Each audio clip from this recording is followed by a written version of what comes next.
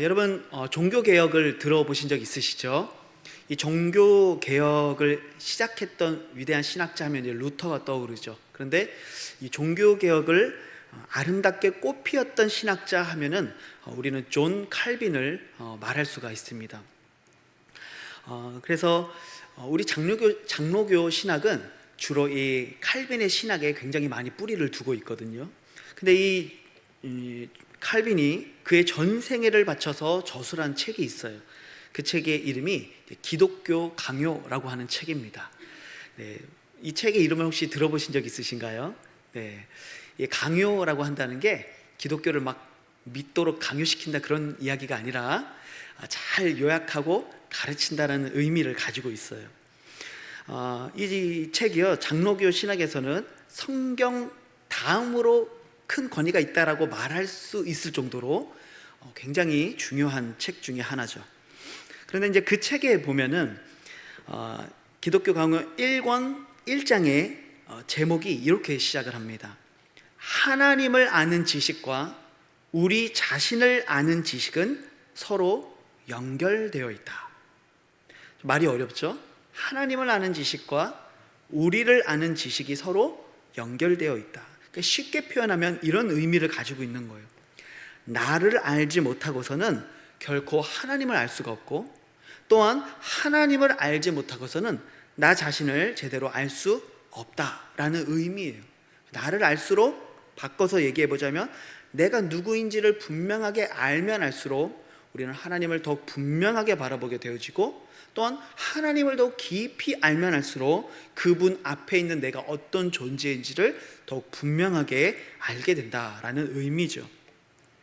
자, 오늘 이 본문은요, 바로 이러한 이야기처럼 바로 위대하신 하나님, 그 인자와 자비가 영원하신 하나님의 높으심과 또 그에 반하여 전적으로 타락해져 있고 하나님 앞에 아무런 가치도 없는 바로 타락한 우리들의 인생이 대조되어서 나타나고 있는 것을 보게 됩니다.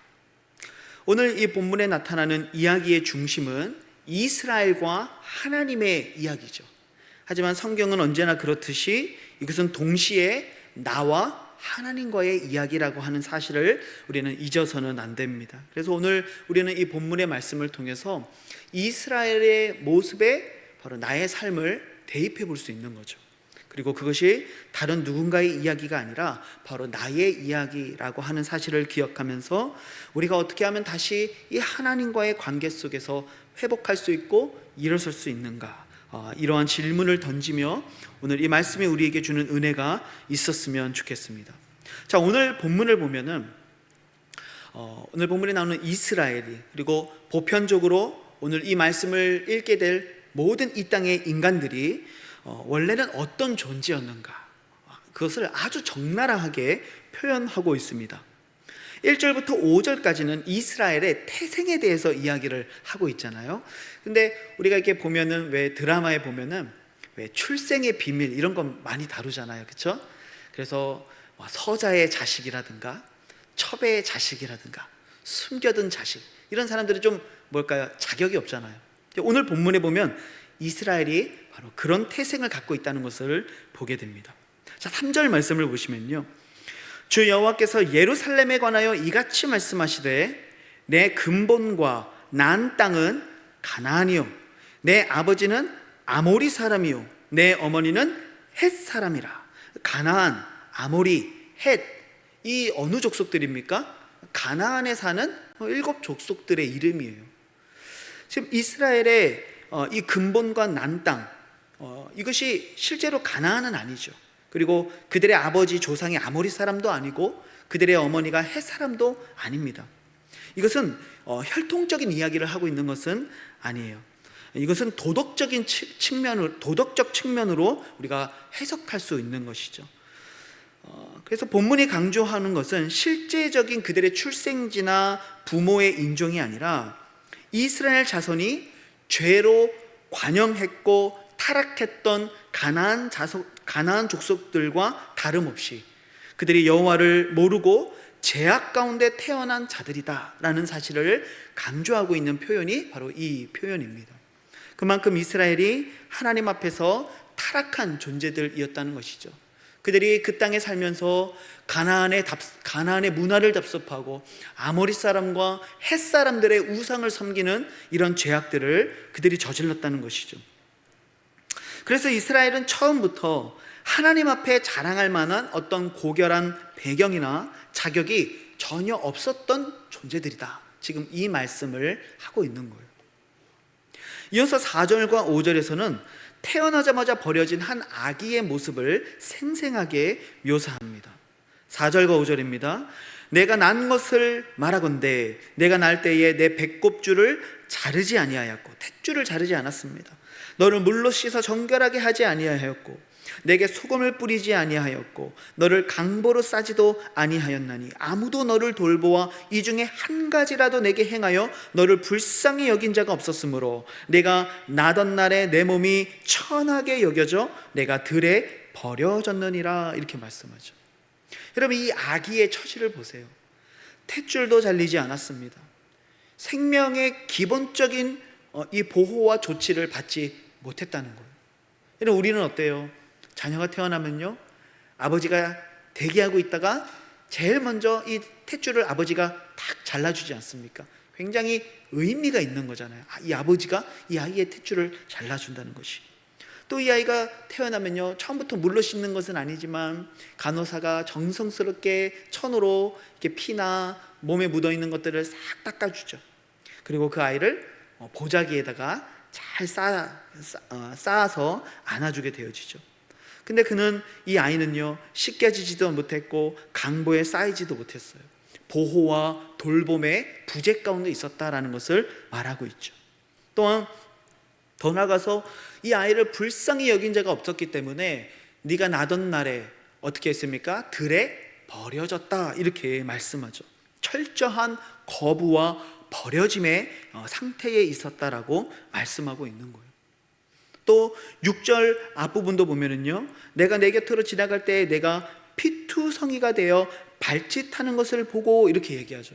지금 이 버려진 아이는 지금 어떤 상태입니까? 씻김을 받지 못했기 때문에 피투성이로 있어요. 그리고 이 아이는 지금 발짓하고 있다, 이렇게 표현합니다. 이 발짓한다는 것은요, 살기 위해서 이 아이가 필사적인 이 몸부림을 치고 있는 거죠. 생명의 본능이에요. 그러나 스스로 할 수 있는 것이 있습니까? 아무것도 없어요. 완전한 무력함, 완전한 무능함을 말하고 있죠.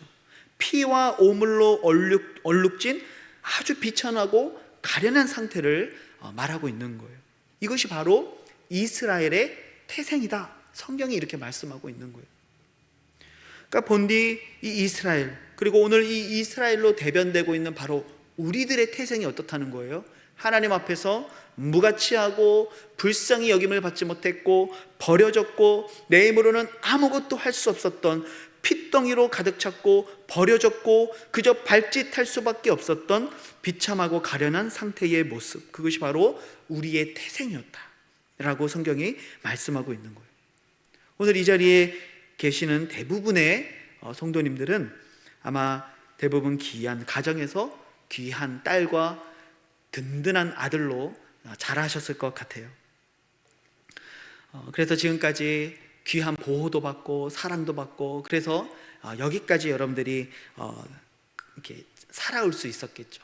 또 여러분들의 자녀들, 후손들은 또 어떻습니까? 얼마나 금이야 오기야 사랑하며 아끼며 여러분들의 자녀를 양육하셨습니까? 우리는 사랑받는 것, 사랑을 누리는 것, 사랑을 주는 것, 이것이 어쩌면 우리한테는 너무 당연한 이야기잖아요. 하지만 이스라엘은 그렇지 않았다는 거예요. 그들은 사랑받을 자격도 없었고 그들은 버림받을 수밖에 없는 존재. 그래서 에베소서 2장 3절에 이렇게 표현하고 있어요. 전에는 우리도 다 그 가운데서 육체의 욕심을 따라 지내며 육체와 마음에 원하는 것을 하여 다른 이들과 같이 본질상 진노의 자녀였다. 이것이 우리의 신분이었다는 거예요. 우리의 태생, 본질상 진노의 자녀, 사생하였고요, 버려진 존재였고 본질상 진노의 자녀였다. 이것이 바로 우리의 신분, 우리의 태생이었다, 이렇게 성경이 말씀하고 있어요. 그러니까 굉장히 비천한 존재잖아요. 그런데 나의 태생이, 나의 출생의 비밀이 정말 이렇게 진노의 자녀였고 사생아였고 가치 없는 존재였다라는 사실을 인식하지 않고서는요, 결코 오늘 내가 누리며 살아가고 있는 이 모든 것들이 하나님의 은혜였음을 고백할 수가 없다는 거죠. 그래서 우리가 살아가면서 정말 내가 어떠한 존재였는지, 나의 태생이 무엇이었는지, 내가 어떻게 태어난 존재였는지를 분명하게 알지 못해서 우리는요, 내가 이루고 내가 누리고 있는 모든 것들이 마치 내가 이룬 것처럼 착각하고, 그래서 자랑하고 교만하며 살아가게 된다는 것이죠. 세상은 우리에게 그렇게 얘기하잖아요. 너는 참 가치 있는 사람이야. 너는 참 특별해. 넌 참 예쁜 사람이야. 넌 참 멋진 사람이야. 그렇듯한 말로 우리를 포장하지만 성경이 폭로하고 있는 인간의 본질, 인간의 출생의 비밀, 우리의 태생은요, 바로 핏덩이처럼 죄로 인하여 태어나 스스로 구원할 수 없고 들판에 버려져 그저 발짓하며 죽어갈 수밖에 없는 이 아이의 모습이 바로 우리들의 모습이었다, 이렇게 증언하고 있는 것입니다. 그래서 여러분, 우리가 지금 오늘 누리며 살아가는 이 모든 것들이 다 하나님의 은혜였다는 거죠. 우리가 이룰 수 있었던 것이 아무것도 없다는 거예요. 하나님의 은혜가 없었다라고 한다면 우리는 버려진 들에서 발짓하다가 그저 죽어갈 수밖에 없었던 존재였다. 그렇기 때문에 우리의 삶에서 은혜라고 하는 단어를 빼버리면요, 우리에게 남아있는 것은 죄와 멸망밖에 없는 거예요. 이것이 바로 우리의 원래의 모습, 본 모습, 우리의 출생의 비밀이라고 성경이 말씀하고 있는 거죠. 그래서 우리가 하나님을 제대로 알려면요, 뭘 알아야 된다는 거예요? 내가 어떤 존재였는지, 내가 얼마나 비참한 존재였는지 이걸 알아야 된다는 거죠.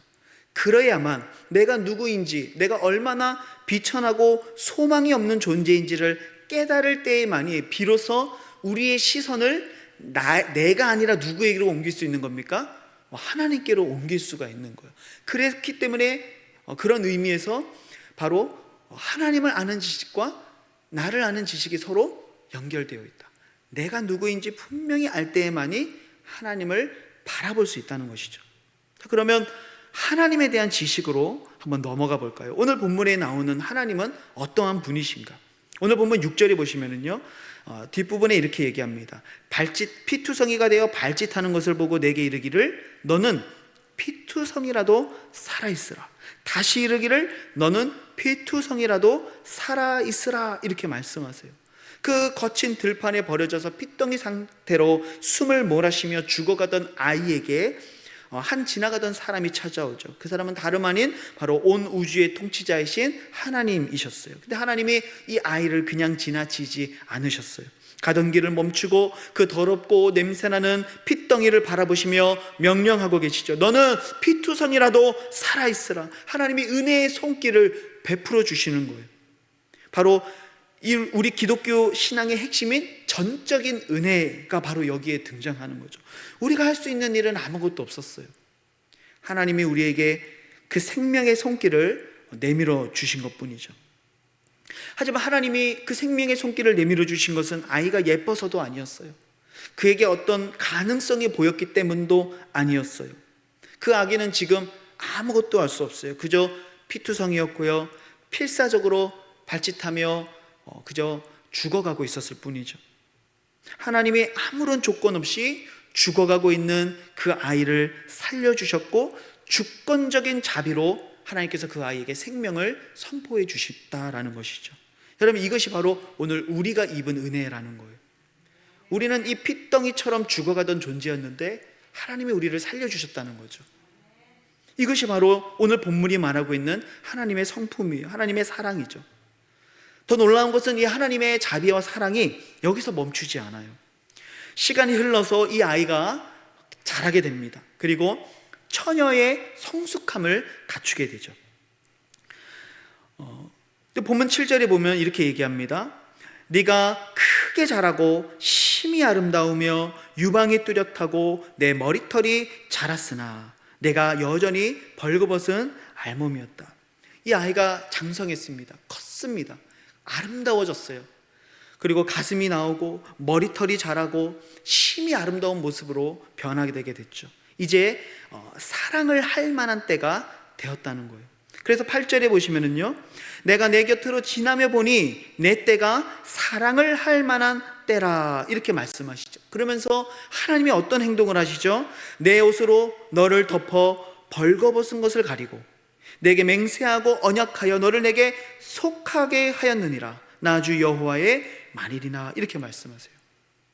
그 길에서 핏덩이로 죽어가던 아이를 하나님이 살리셨고요, 그 아이가 장성하며 아름다운 처녀가 되었을 때 하나님은요, 자신의 옷으로 그 여인을, 처녀를 덮어주셨어요. 벌거벗은 것을 가려주셨다라는 것이죠. 그리고 언약을 맹세하면서 언약을 맺으세요. 이제 너는 내게 속하였다, 이렇게 말씀하세요. 여러분, 이거는 어떤 의미가 있냐면요, 이건 하나님이 지금 이 여인에게 청혼을 하고 있는 거예요. 옷을 덮어준다, 이 말은요, 청혼과 보호의 상징을 의미합니다. 이 모습이 어디에 등장하냐면 이 구약성경 룻기에 보면 이 모습이 똑같이 나옵니다. 이 룻이 이 밤에 이 보아스의 발치에 가서 이렇게 누워 있잖아요. 그때 이 보아스가 깜짝 놀라면서 잠에서 깼을 때 이 룻이 보아스에게 뭐라고 요청합니까? 내 주여, 당신의 옷자락으로 나를 덮어주십시오. 이것은 보호해달라는 거예요. 그리고 나를 귀한 물을 자로서 자신을 아내로 맞이해달라는 그런 표현인 것이죠. 이때 이 보아스가 이 룻을 자신의 아내로 맞이하고 정말 이 아내를 극진히 사랑하는 이 보아스의 모습을 우리가 보았죠. 하나님은 바로 이처럼 비천했던, 길에서 죽어갈 수밖에 없었던 핏덩이 같았던 이 여자아이를 장성한 후에 당신의 신부로 맞이하고 계신 거예요. 언약을 맺으며 이제 너는 내게 속하였다. 이제 너는 더 이상 고아가 아니다. 너는 이제 더 이상 버려진 자가 아니다. 이제 너는 온 우주와 만물을 다스리는 왕, 바로 나 하나님의 소유이며 나의 신부가 되었다라고 하나님이 선포하고 계시는 거예요. 바로 이것이 하나님의 은혜와 자비의 성품이라는 거죠. 그래서 이어지는 말씀들을 쭉 보면은요, 9절에 보니까 내가 물로 내 피를 씻어 없애고 내게 기름을 발랐다. 이 물로 피를 씻겨내시고 기름을 발라주셨대요. 과거의 수치와 더러움과 그 상처의 흔적들을 완전히 닦아내시고 이 여인을 거룩하게 구별하셨다는 것이죠. 바로 예수 그리스도 그 십자가의 보혈의 은혜를 말하고 있는 것이 아니겠습니까? 하나님께서 그 아들의 피로 우리를 씻어주시고 우리를 기름을 발라주시고 성령의 기름을 발라주시고 우리를 벌거벗은 그 모든 수치와 죄악에서부터 주님의 옷자락으로 우리를 덮어주시죠. 그리고 선포하시는 거예요. 너는 내 것이라. 내가 너를 지명하여 불렀나니 너는 내 것이라. 주님이 그렇게 말씀하시죠. 놀라운 신분의 변화가 우리에게 일어났다는 거예요. 이전에는 길바닥에 버려진 아이였지만, 그저 죽어갈 수밖에 없던 아이였지만 하나님이 우리를 당신의 신부 삼아 주셔서 너는 내 것이라고 인쳐 주셨다는 것이죠. 그러면서 10절부터 14절까지를 보면은 이제 이 여인을요, 신부로 맞이한 이 여인을 이제 왕의 아내니까 뭐가 됩니까? 왕후로서의 그 영화로움을 얻게 하시는 것을 보게 돼요. 10절에 볼까요? 수놓은 옷을 입히고 물돼지 가죽신을 신기고 가는 배로 두르고 모시로 덧입히고 11절 12절 폐물을 채우고 팔고리를 손목에 끼우고 목걸이를 목에 걸고 코고리를 코에 달고 귀고리를 귀에 달고 화려한 왕관을 머리에 씌었나니 그녀에게 이 왕후에 걸맞는 아주 아름다운 치장을 해주고 있죠. 그녀를 향한 아름다운 사랑을 바로 이 신랑 되신 하나님께서 이스라엘에게 베풀고 있죠. 그리고 궁극적으로 13절 14절에 보면은 이렇게 말씀합니다. 이와 같이 내가 금, 은으로 장식하고 가는 배와 모시와 수놓은 것을 입으며 또 고운 밀가루와 꿀과 기름을 먹음으로 극히 곱고 형통하여 왕후의 지위에 올랐느니라. 내 화려함으로 말미암아 내 명성이 이방인 중에 퍼졌음은 내가 내게 입힌 영화로 내 화려함이 온전함이라. 이렇게 말씀하죠. 정리하면 들판에 버려져서 피투성이로 죽어가고 있던 아이가 이제는 왕후의 지위를 얻게 되었어요. 그리고 그녀의 이름이 온 명성이 이방인 중에 퍼지게 되었습니다. 그녀의 아름다움이 드러났어요. 근데 여기서 가장 중요한 것은 이 14절의 끝부분이에요. 그녀가 화려하고 그녀가 아름다워진 이유가 무엇입니까? 내가 내게 입힌 영화로 내 화려함이 온전함이라. 이렇게 표현하죠.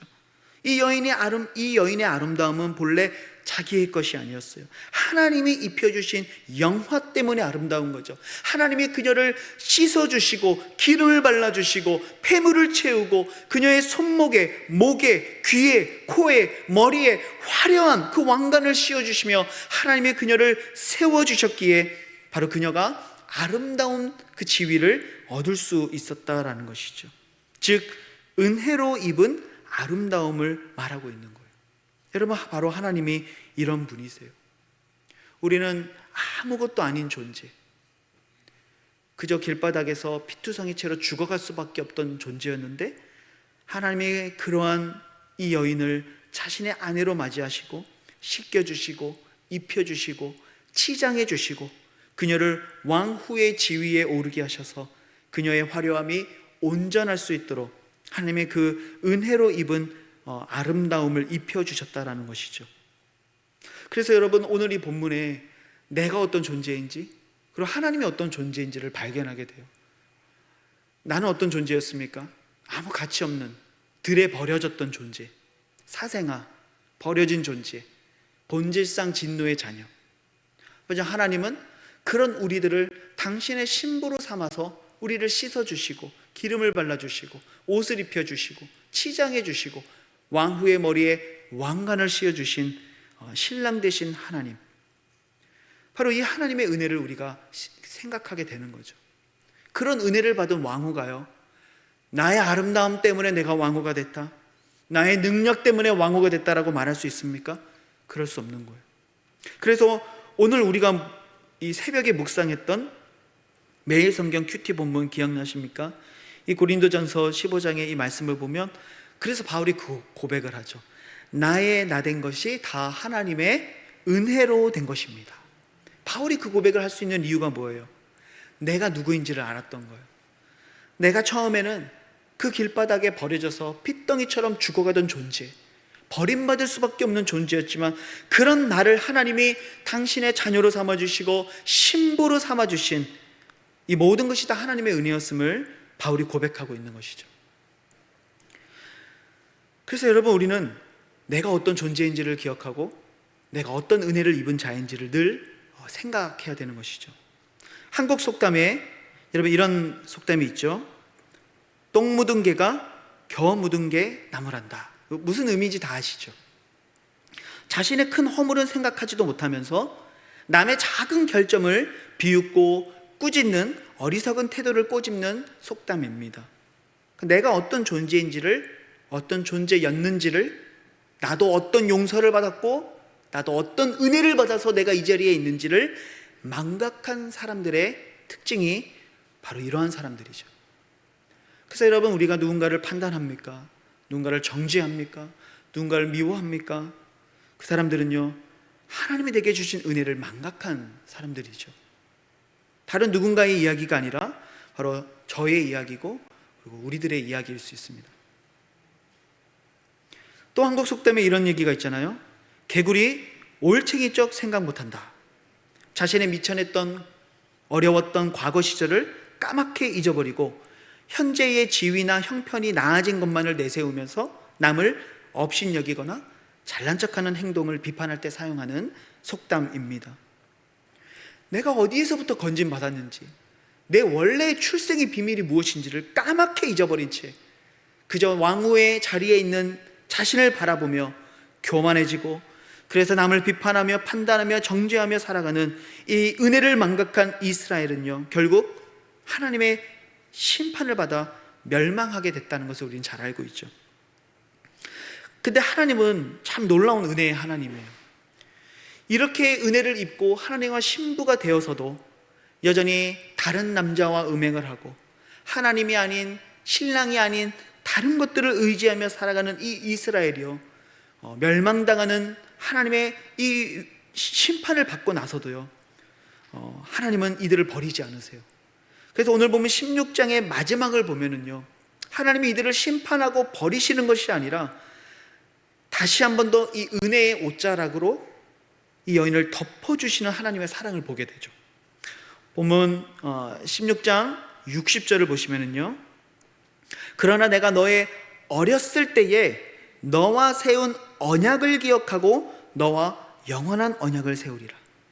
마치 호세아의 이 삶을 보는 것 같지 않습니까? 집 나간 이 아내, 내가 정말 그 몸을 팔던 이 창녀를 데리고 와서 아내로 삼았음에도 불구하고, 새 자녀를 낳았음에도 불구하고 집을 나가서 다른 남자와 음행을 벌이던 그 여인을요, 심지어 돈을 주고 다시 사오는 이 호세아의 마음을 여러분 생각해 보십시오. 그가 그렇게 했던 이유가 무엇입니까? 바로 아버지의 마음을 알았기 때문이죠. 하나님의 명령이었죠. 바로 이거예요. 내가 너와 세운 언약을 기억하고 너와 영원한 언약을 세우리라. 하나님이 이 은혜를 부어주시는 이유는요, 우리가 예뻐서도 아니고 우리가 잘나서도 아니고 그저 예수 그리스도를 통해 우리에게 주신 구원의 약속 때문이라는 것이죠. 62절 63절도 이어서 보면 그렇게 말씀합니다. 내가 내게 내 언약을 세워 내가 여호와인 줄 내가 알게 하리니 이는 내가 내 모든 행한 일을 용서한 후에 네가 기억하고 놀라고 부끄러워서 다시는 입을 열지 못하게 하려 함이다. 이렇게 말씀해요. 이게 무슨 말이냐면 우리가 너무 부끄러운 삶을 살아왔던 거예요. 이 여인을 생각해 보세요. 한 남자의 아내가 되었어요.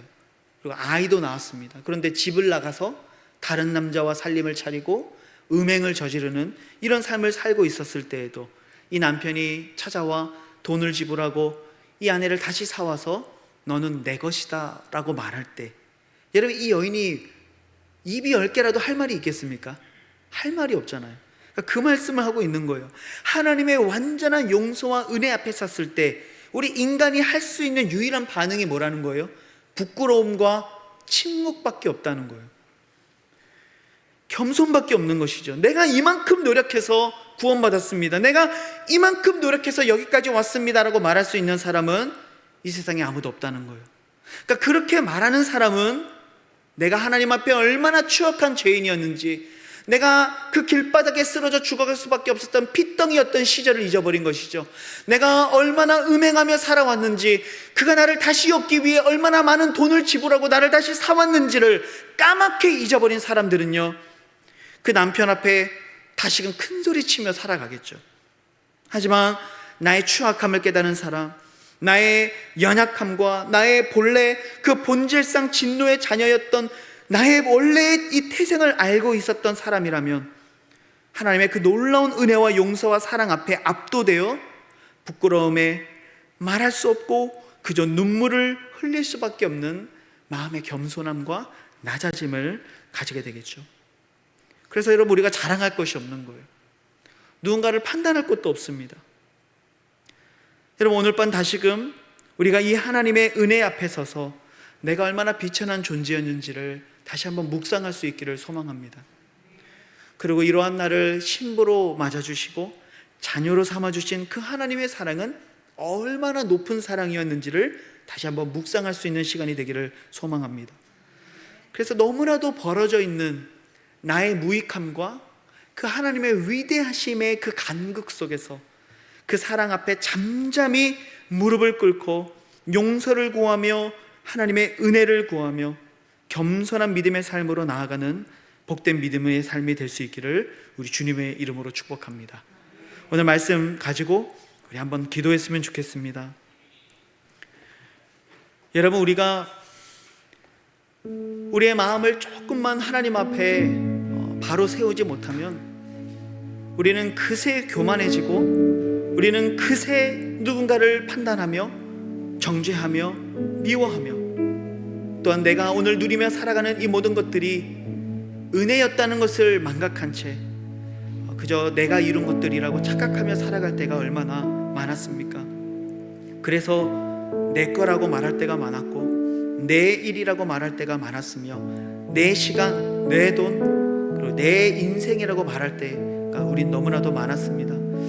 그러나 이 시간 다시 한번 우리가 고백하길 원하는 것은 하나님, 내가 태어날 때부터 이 땅에 내 것이었던 것은 아무것도 없었습니다. 내 생명조차도 하나님의 은혜가 아니었더라면 우리는 그 핏덩이로 발짓하며 죽어갈 수밖에 없었던 존재임을 기억합니다. 우리의 더러움을 씻어주신 분도 하나님이시며 우리에게 옷을 입혀주신 분도 하나님이시며 우리에게 이런 금은 보화와 모든 치장을 해주신 분도 하나님이시며 우리의 머리에 왕관을 씌워주신 분도 하나님이십니다. 내가 이룬 것이 아무것도 없고 모든 것이 나를 향한 하나님의 사랑이고 은혜였습니다. 하나님, 나의 모든 교만을 멈추게 하시고 누군가를 향한 정죄와 미움과 판단을 멈추게 하시고 하나님의 그 무한한 사랑 앞에 잠잠히 겸손히 나아가 그 은혜를 맛보며 그 은혜 안에 자유하며 그 은혜를 감사하며 그 은혜 때문에 하나님을 찬양하는 하나님, 내 믿음의 삶이 될 수 있도록 하나님 나를 붙들어 주시옵소서. 오늘 말씀을 기억하며 우리 하나님 앞에 우리 믿음으로 함께 기도하기를 원합니다. 기도하시겠습니다. 하나님 아버지 감사합니다. 우리는 주님 앞에